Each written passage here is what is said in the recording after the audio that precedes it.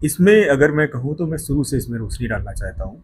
मैं वहीं का प्रोडक्ट हूँ। I did my MD from SGPGI और उसके बाद मैंने एसआरशिप भी वहीं से की। और एसआरशिप में ऐसा नहीं है मैंने जनरल में टॉप रैंक भी ली वहाँ। आप उसके सबूत पूरे देख सकते हैं। बट अल्टीमेटली मेरी बच्ची की तबीयत थोड़ी सही नहीं रहती थी। वो 11 साल की थी और प्रोग्रेसिव सेरेब्रल पैलिसी थी।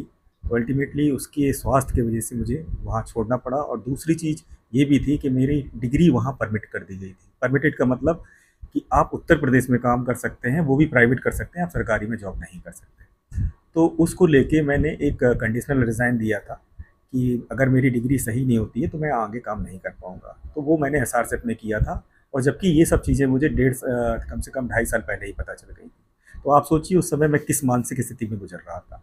तो इस वजह से मैंने रिज़ाइन करना पड़ा। इसके बाद मैं अपने बेटी के ट्रीटमेंट के लिए एम्स काफ़ी जगह गया। बट अल्टीमेटली हमें अपनी बेटी को खोना पड़ा 2024 में। तो मैंने सोचा चलो धीरे धीरे समय बदल रहा है और मैंने यहाँ ज्वाइन कर लिया एज असिस्टेंट प्रोफेसर। और 4-5 साल मुझे हो गए यहाँ काम करते हुए। और मैं आज एसोसिएट का भी एसोसिएट लेवल पे काम कर रहा हूँ, एज अ एचओडी वर्क कर रहा हूँ।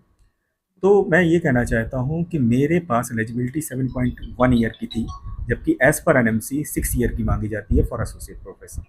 तो एनएमसी के अकॉर्डिंग मेरे पास एलिजिबिलिटी भी थी, सभी पब्लिकेशन भी अच्छे थे।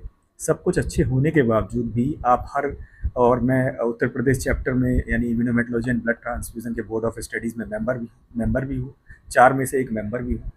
तो अगर आपके पास सब योग्यता होने के बाद भी आपको एसोसिएट में ना लिया जाए और इसके बाद चलो ये तो कोई बात नहीं, इसके बाद असिस्टेंट का आपका इंटरव्यू ही ना लिया जाए, तो ये बहुत ही गलत बात है। अगर मैं इसमें अगर थोड़ा भी झूठ बोल रहा हूँ, आप अटेंडेंस सीट लीजिए और आप उसको पता कर लीजिए कि हमारे अटेंडेंस सीट में वहाँ असिस्टेंट प्रोफेसर पे साइन भी नहीं है।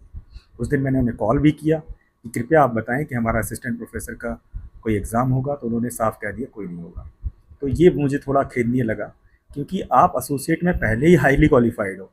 आप यहाँ एज आ एचओडी वर्क कर रहे हो, चलो आप एसोसिएट में नहीं लेते, आप असिस्टेंट में भी नहीं लेते किसी को। तो ये तो कुछ ज़्यादती हुई जो मुझे लगा, और शायद इसीलिए मैंने ये बात आप लोगों के सामने रखने की कोशिश की।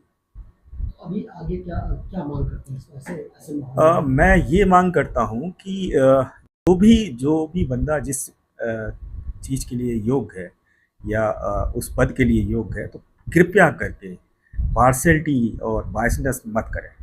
आप उसका इंटरव्यू लें, अच्छे से लें और उसकी योग्यता भी देखें कि वो कहाँ-कहाँ, क्या-क्या काम कर चुका है, क्या उसने चेंजेस किए। ये नहीं कि आप बस 5 मिनट में नहीं इसने पहले केस कर दिया था तो उसको दिमाग में रखते हुए आप कोई ऐसा डिसीज़न ले लें जो उसके लिए सही ना हो, तो ये अच्छी बात नहीं है। तो आपको लगता है कि आपके साथ बाकी पार्शियलिटी भी है? बिल्कुल पार्शियलिटी हुई है, इसलिए पार्शियलिटी हुई है, अगर मैंने वो केस किया था दैट वाज़ केस कि उससे पहले भी मेरे एक बॉस थे, उनकी भी डिग्री गड़बड़ हुई थी, परमिटेड हुई थी।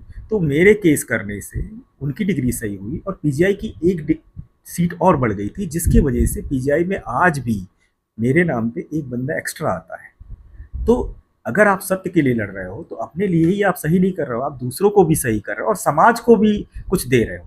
तो मेरा कहने का मतलब है आपको लड़ना तो पड़ेगा, क्योंकि समाज में बदलाव तभी होगा जब हम में से कोई बंदा भी सत्य के लिए आगे बढ़ेगा। ठीक है।